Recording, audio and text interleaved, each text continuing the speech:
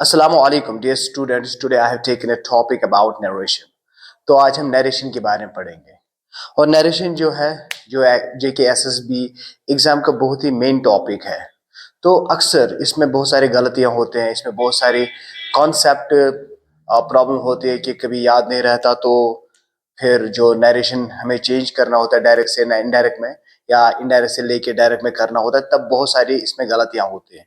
तो मैं आपको कुछ रूल्स बताऊंगा जो इसमें बेसिक रूल है, तो जो आज आप इस वीडियो में सीखेंगे कि जिससे आपको बहुत फायदा होगा जीकेएसपी का क्वेश्चन पेपर करने में। मैं टॉपिक आज ले रहा हूँ नरेशन का। तो नरेशन है क्या, आपको पता है इसकी डेफिनेशन क्या है?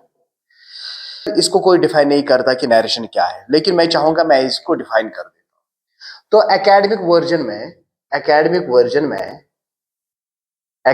वर्जन में मैं इसको इस तरह से डिफाइन करूंगा कि it is the process of it is the process of it is the process of recounting और रिपोर्टिंग ऑफ स्टोरीज, इवेंट्स और speech in a structured manner in a structured manner। Narration का मतलब होता है अक्सर में कि रिकाउंटिंग क्या होता है? Recounting, what is the word recounting? It should not surprise you. The word recounting is telling, okay? It is not its exact synonym, but it is about recounting, to tell. It is the process of recounting or reporting of stories, events or speech in a structured manner। एक structured manner में आप कोई कहानी, कोई event, कोई वाकया या कोई बात बयान करें, एक structured manner में उसको आप बयान करें या उसका रिपोर्ट करें, उसको हम नरेशन बोलते हैं। तो जनरली आपके पास ये डेफिनेशन नहीं है कि नरेशन असल में है क्या। किसी जो हमारे जो ट्रेडिशनल ग्रामर्स है, क्लासिकल ग्रामर्स, उसमें आप इस तरह की डेफिनेशन नहीं पाओगे नरेशन के बारे में। तो असल में ये जो है, असल में ये इस पर सेंस थोड़ा सा खर्च करके इसके बारे में सोच समझ लगा के इसके बाद ये पता चलता है कि नरेशन का इस तरह से डिफाइन किया जा सकता है। अब मैं कुछ रूल्स बताऊंगा आपको नरेशन के बारे में। तो बेसिक रूल मैं आपको बताऊंगा कि जब भी हम कोई भी, इसमें हमारे पास नरेशन में इसमें होता हमारे पास डायरेक्ट स्पीच और होता हमारे पास दूसरा, नंबर 1 होता हमारे पास डायरेक्ट स्पीच और दूसरा होता हमारे पास indirect speech.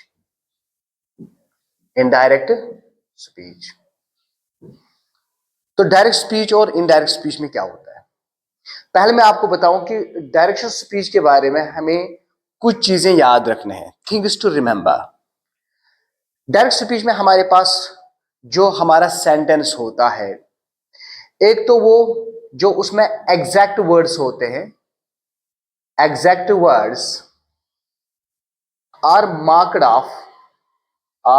Of by inverted or quotation marks। Inverted marks or quotation marks। Number 1, ये एक चीज है कि इसमें एग्जैक्ट वर्ड्स को मार्क ऑफ किया जाता है इन्वर्टेड कामाज या क्वोटेशन मार्क्स से। और इसमें दूसरा चीज क्या है कि इसमें जो रिपोर्टेड वर्ब जो है and reported speech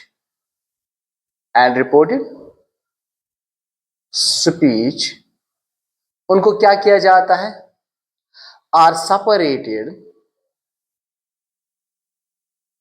are separated by using comma, by using comma. ये होता है इसमें दूसरा चीज, ठीक है। और इसमें तीसरा पॉइंट जो है, the subjects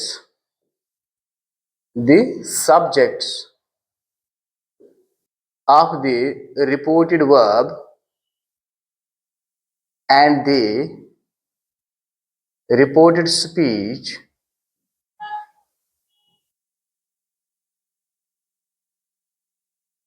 should be written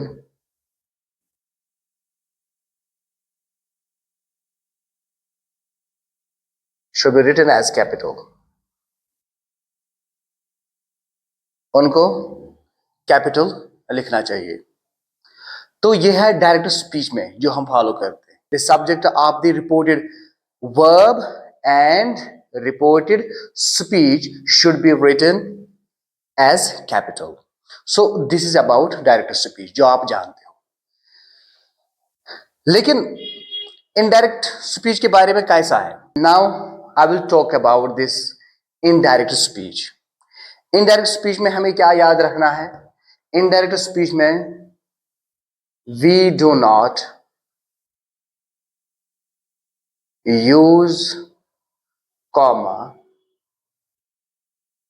or quotation mark.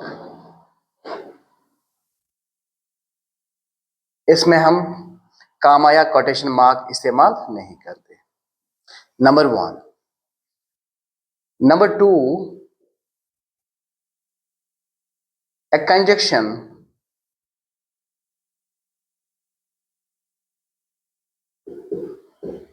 may be used. A conjunction may be used if necessary. अगर जरूरत पड़े तो जरूरत के हिसाब से इसमें कंजक्शन हमें लगाना है। तीसरी बात इसमें क्या है? There may be change of pronouns. There may be change of pronouns. Number 4, इसमें और क्या हो सकता है? इसमें और एक चीज ये है कि there may be change of tense. There may be change of tense, यानी कि टेंस को चेंज करना है हमें इसमें। तो इस तरह से ये चीजें हमें याद रखना है। और इसमें क्या होगा? हम इसमें काम यूज नहीं करेंगे और इसमें हम कोटेशन मार्क इस्तेमाल नहीं करेंगे। और इसमें क्या करेंगे? हम कंजक्शन हम इस्तेमाल करेंगे अगर जरूरत पड़ी। देयर में भी चेंज ऑफ प्रोनाउन को हमें चेंज करना पड़ेगा और इसमें चेंज ऑफ टेंस भी करना पड़ेगा। एक रूल मैं आपको दिखाऊंगा सिंपल। फॉर एग्जाम्पल, अगर वहां पे डायरेक्ट स्पीच ये है, direct speech, okay, example sentence, direct speech example sentence, example sentence. He says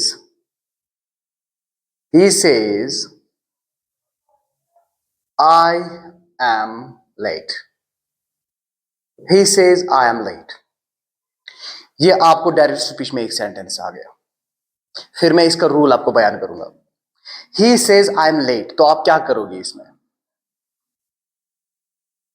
He says I am late. तो जब हम इसको इनडायरेक्ट स्पीच में लिखेंगे,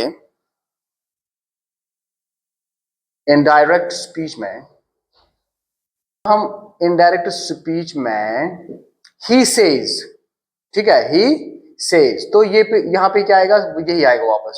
he says that ये आई चेंज हुआ ही में, वो मैं आपको बताऊंगा अभी। he is late, he says that he is late। तो इसमें हमने क्या किया? इसमें टेंस चेंज नहीं किया हमने। पता है क्यों? इसमें देखना है।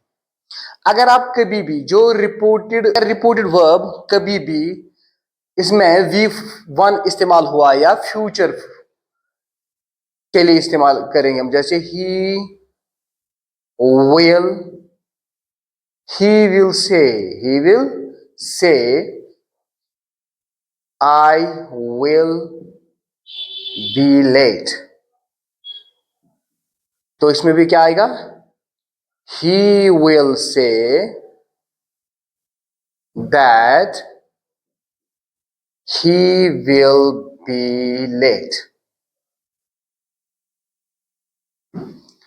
तो इसका मतलब यह हुआ कि अगर आप रिपोर्टेड वर्ब में अगर प्रेजेंट टेंस या फ्यूचर टेंस होगा तो इसमें जो रिपोर्टेड स्पीच में जो टेंस हम इस्तेमाल करते हैं प्रेजेंट या फ्यूचर का करें वो चेंज नहीं होता है, वो वैसा ही रहता है। सिर्फ उसमें दैट का इस्तेमाल करना है और उसमें प्रोनाउन चेंज होता है। यहां जैसे प्रोनाउन चेंज हुआ और यहां पे प्रोनाउन चेंज हुआ और इसी तरह इसमें भी आप देखिए, इसमें यहां से लेके हम यहां लिखे लेकिन कामा और इनकी जगह हमने क्या किया, यहां पर हमने दैट लिखा। So this makes the difference कि आप ये उस सूरत में करते हैं कि अगर आपको इस तरह का क्वेश्चन आएगा तब आपको देखना है कि इसमें मुझे कैसे आंसर करना है। अब मैं एक रूल आपको बताऊंगा जिसको हम बोलते हैं प्रोनाउन चेंज। ये जो प्रोनाउन चेंज है ना, ये कैसे होता है प्रोनाउन चेंज? इसमें एक टेक्निक है। देखिए, अगर इसमें फर्स्ट पर्सन इस्तेमाल किया जाएगा तो इसमें हमें जो चेंज होगी प्रोनाउन की वो होगी चेंज एज पर सब्जेक्ट। अगर सेकंड पर्सन होगा तो चेंज होगी एज पर ऑब्जेक्ट। अगर इसमें थर्ड पर्सन होगा, याद रखना ये, तो there will be no change. देखिए, मैं आपको इसकी एग्जांपल दूंगा। अगर मैं फर्स्ट पर्सन की एग्जांपल लूंगा, फॉर एग्जांपल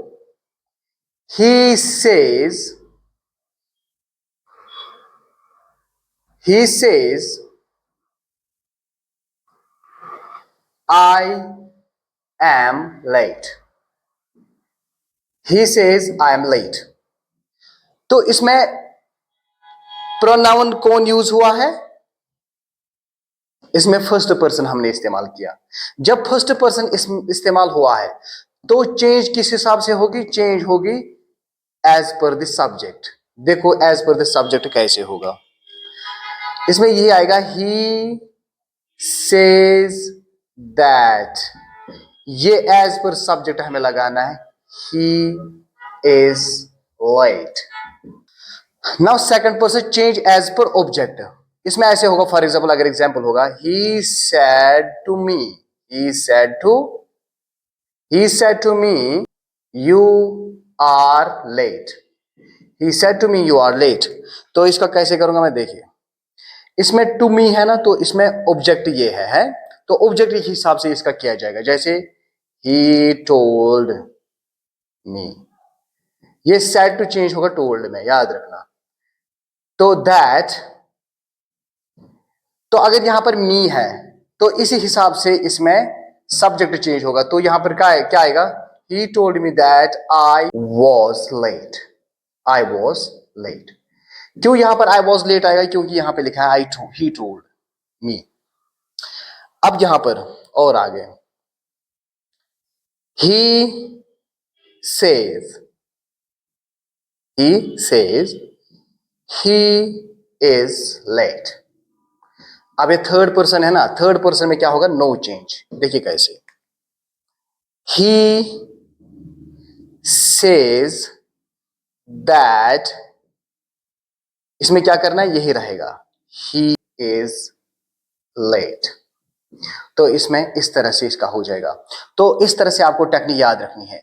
प्रोनाउन चेंज कैसे होगा? अगर फर्स्ट पर्सन क्या आएगा, कहां पे? फर्स्ट पर्सन होगा किसमें? रिपोर्टेड स्पीच में, तो हमें देखना है सब्जेक्ट क्या यूज हुआ है। अगर रिपोर्टेड स्पीच में हमने यू इस्तेमाल किया तो हमने देखा है रिपोर्टेड वर्ब में हमने सब्जेक्ट क्या इस्तेमाल किया। अगर रिपोर्टेड स्पीच में ही इस्तेमाल हुआ है तो हमें देखना है रिपोर्टेड वर्ब में क्या इस्तेमाल हुआ, और उस सूरत में हमें प्रोनाउन की कोई चेंज नहीं करनी है। I think this is enough for today, until next topic.